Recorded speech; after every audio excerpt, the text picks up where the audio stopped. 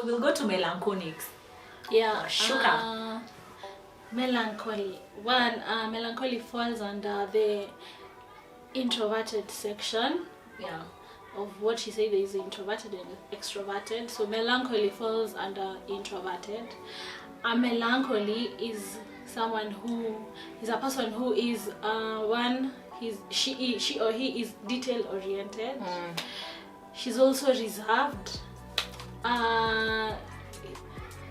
Tends to pull out of not to be the center of attention of a crowd, and like a sanguine who will want to be the center of attraction in a crowd. Melancholics also tend to be very loyal people. True. Very good planners and administrators. Melancholies also are very traditional. They tend to keep traditions, unlike sanguines who whatever. Yes, so I think that's melancholy in essence. And then one character in the Bible who was a melancholy is Moses. As we say, detail oriented. I mean, Moses had to notice the burning bush, realize it's not actually burning, there's no fire, but it's a burning bush. And then an animal that is melancholy is an ant. Yes, so basically I think that's an ant is so detailed. Very detailed. Yeah, and I'm also thinking about Moses and how he tells God, you know what, I'm a stammerer. Hi, if it was me telling me to do it, imagine you will sort me as I go. As we go, you will sort me out. But you see, for a melancholic, they have to sort me out, then I'll go. Give me the details, don't just send me. I need you to sort me out first. So Ujasema shortcomings. Shortcomings, melancholics are very, very much wanabebanga grudges. They are perfectionists. They are very detailed, which may be very irritating. Irritating. They are too detailed. Melancholics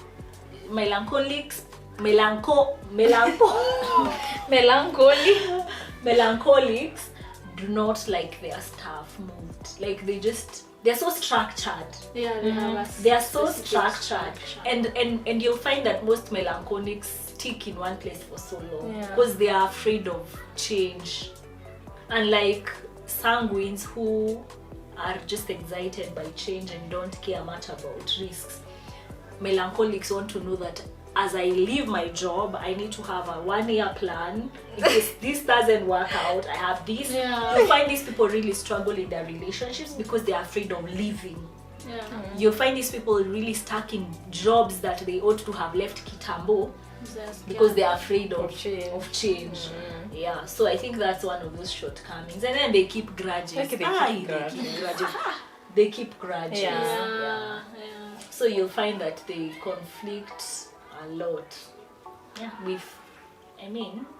For me, if I wronged, I'm not even remembering. Maybe, but melancholics, they want an explanation, and you don't. They're also hard to please.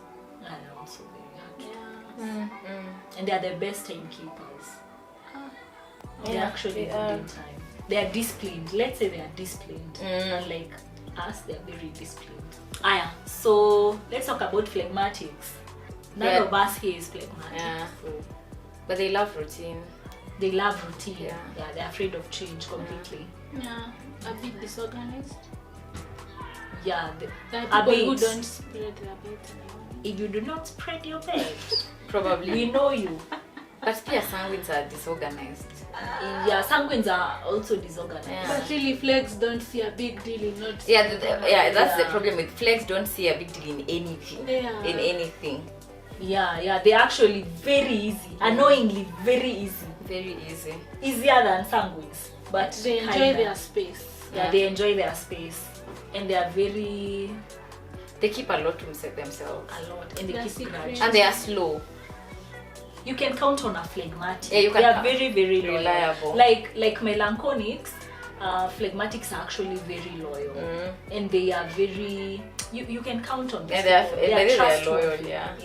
they're trustworthy. They keep secrets. And they keep their secrets. But their shortcomings is that they're a bit slow, they're a bit unkempt.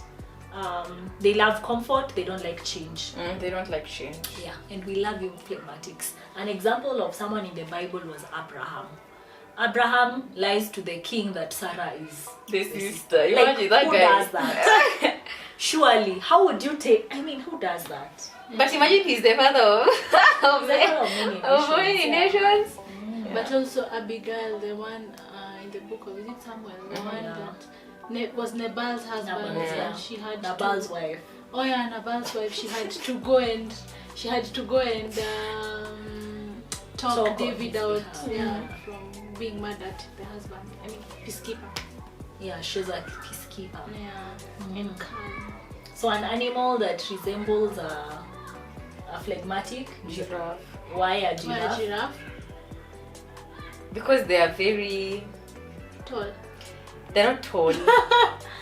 Like they wanakanga ni kama the intermediary between when you're putting the or something. So because they're alafu they just you can never, like, there's no violent side ya giraffe yenye tunajua sana. It's very rare for us to know the violent part ya giraffe. So I feel like the peacekeeping part. Okay. But I feel like as we're talking about personalities, you can't be one thing. Yeah, you can't be one thing. It's only that there is that one thing that dominates in you. Yeah. You can have pieces of everything. Yeah. Today you can be that phlegmatic, yes, and then the next hour you've gone back to yourself.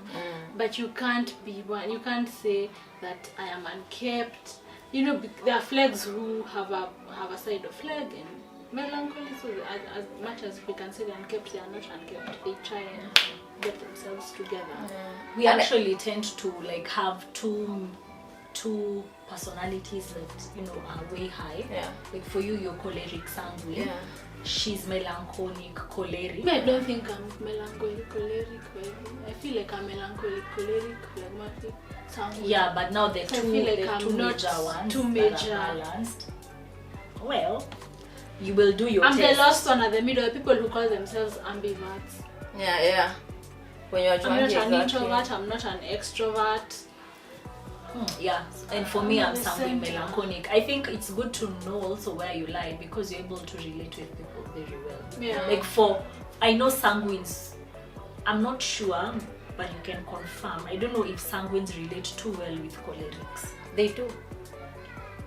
Because these are two strong personalities, so coming together to reason, you'll find that sometimes they conflict. Please tell us below whether if you're a sanguine you relate too well with Ado. Like if your major one is sanguine and the major one is choleric, just let us know how you deal with the conflicts, because you'll find that most times cholerics domineer or they say things and then you're thinking, was that really necessary? So just let's converse. But it's also good to just know where I'm a choleric and you're a sanguine and you relate well. I have had to learn. Of course. I have had to learn to relate with her. Yeah, to relate with cholerics. And I'm like when I was studying, you just have to. But I feel like melancholy can deal well with cholerics because you're alike. They'll kind of submit to authority. No, but me, I'm dating a male. It does not matter. Not in terms of a relationship. Okay. You're getting, like, even in an office setup, your boss, if your boss is choleric and you're melancholy, you'll work together better than a sanguine and a choleric, and a sanguine employee and a choleric boss. But it's true. Because melancholic will keep time. They'll go to the office in time. But sanguines, atakuja late. But most of my bosses are men. Weirdly. Exactly. That's why you get along. But then employer sanguine. So I think it's important. Yeah, let's say this. It's important to just know where you lie. Your personality is not an excuse for who you are. If you're not the best timekeeper, please work on that character. If you're not very reliable, work on that character. If your language is harsh, work on that. Don't make it an excuse that I'm choleric, understand me. No. I keep saying Jesus was a balance of all personalities. He's choleric, he's sanguine. I mean, imagine telling people, 5,000 people, sit down, I have food for you. And he had just, was it 5 loaves and 12 Two fish. Two fish. Yeah. Yeah, imagine. So he's a balance of everything. So I think it's important to just learn to live a balanced life. Don't make your personality an excuse of the person that you are. If you're in your comfort zone, don't knowing yourself better Yeah. makes you work towards being like in the likeness of God and Jesus, so that you don't give an excuse, as she was saying, you're choleric, you go stepping around on people because anyway I'm choleric, you will do what I want, and you never listen to them. So it's knowing who you are and how you will work on yourself as an individual, as your personality in this walk of faith, so that you don't go hurting people and still saying I am a Christian and I'm choleric, so do what you do. So since we were talking about how to deal with personalities in friendships, what is one of the things that you learned from how to deal with one of my traits as a choleric, for example? For example, you being a melancholic, before it was always a bother of how you are so detailed. I felt like it was annoying to some point, because I was like, let's just do it. It doesn't really matter if but as long as we get the end result. That is all that really matters to me. But you're extremely detailed. So what is one of the other things that you learned? For example, the sanguine part of the choleric side. I think one is we are a work in progress, which we agree. But one thing I've learned from, let's say you or her, let me start with you. When it comes to your choleric side, I've not found myself crashing with your choleric side. Maybe your sanguine side, taking things too easy and not taking things seriously. We've agreed we are doing this. Even today, we had agreed we are doing this, and then she says, no, we are doing this. Just finding the balance that no, let's stick to the plan. Let's plan. This is what we are doing, not what has just come into your head. And also you realizing that okay, it's not your way all the time. We can always work something around. I think when kila mtu akijijua, when we know one another, you won't be hurt when I tell you, and you will not feel bad when you're understanding where I'm coming from. And also, let's say from Phyllis' side of sanguineness, let's not dwell on the melancholy side.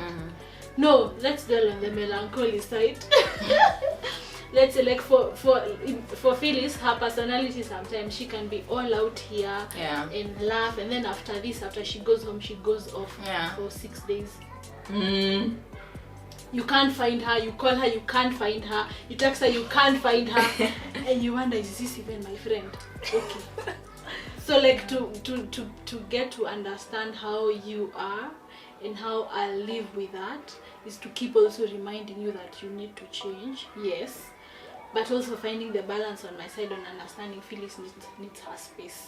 So let her have her space. And also Phyllis understanding that ghosting people sometimes is not helping this friendship. She needs to reach out sometimes. So I think it's always finding that balance. My sanguine part here, Phyllis, that really annoyed me, sometimes still does, is nimesahau mbona. Being late. Not being late. Oh, sometimes I don't see her, no, like sometimes she says things and I'm like, no, you're not supposed to say that. Like, she's too outspoken. Like sometimes she's just extremely outspoken. Yeah. So she doesn't know the place or the time to say something. Yes. Yeah. Me being a colleague, I can be blunt, but I know the extreme. Yeah, like sometimes yours is, sometimes it's very extreme. But ukimjua vizuri, you're like, wewe tu ni ufala, this is Phyllis. If I remember, just reminded me, there is one time Phyllis was talking to, we were in campus and she talked to someone and she was so outright, and that particular person wondered, you're not even my friend. Why have you told me that? So I think also finding the balance of this is how I am. So chill when I'm talking to this person. This is not Imelda. This is someone else. So let me go around this pole pole. But I think we just keep on growing. Now that we are adulting, it's much different. I don't impose my bossiness on people as much. Sometimes Actually, I don't realize you're bossy. I'm not bossy to my friends. Unless someone new, I'm like, you're bossy? No. I don't. I'm okay. With my friends, I'm more in a setup where she needs to be the leader, you'll realize it coming out. Because now, when you're friends, she's not trying to. But when you're friends, I'm a sanguine. I'm very forgetful and crazy. Wow. So. Hujasema kenye ulike na sisi. Oh, na nyinyi. I think on my end, who do I start with? You. I have a melancholic side. So for me, I love structure. And Imelda is the opposite. She's the opposite of structure. So I think for me, it doesn't augur so well because I want structure. You get, like, I want structure. Let me interject. There are spaces where Imelda, you let her. She doesn't love structure. So when she changes, you just let her be, because you will get her to your space and she will not feel at peace. She'll want a blue carpet today, and tomorrow she'll say she wants a red one. So you just let her be. So from my end, I feel like okay. Then with the Janice, sasa wewe ni gani? Unijui? I'm overthinking kila kitu. How unijui bebe? Hebu sema. Yeah, I think Janice overthinks. Like, she really overthinks, and sometimes she doesn't think twice before she does something. It's true. You really overthink. And sometimes you do not. And I think you're also quick to anger. I think you're a work in progress, but she's quick to anger. So you see, you're quick to anger. So I think you just learn how to live with each other. Am I sensitive? You are. Yeah, you are extremely sensitive. And I have to. You're a delicate mango. Or avocado. I'm not afraid. You're not, but you're too sensitive for life. So sometimes it's like you're not sure what to say, what not to say. But I think let's just end this and say Jesus was a balance of everything. Please, let's just try and come into an agreement and work on ourselves. We all have our shortcomings. If we stood here and started speaking of what we are and what we are not, but we're not dealing on excuses. So guys, we love you. We thank you for watching. Please let us know your personality. Let us know which personality probably you clash with a lot. And let's talk on how we're going to improve ourselves. So we hope that this episode has transformed you. It's made you better. May God bless you. Please like and subscribe. See you next time. Bye.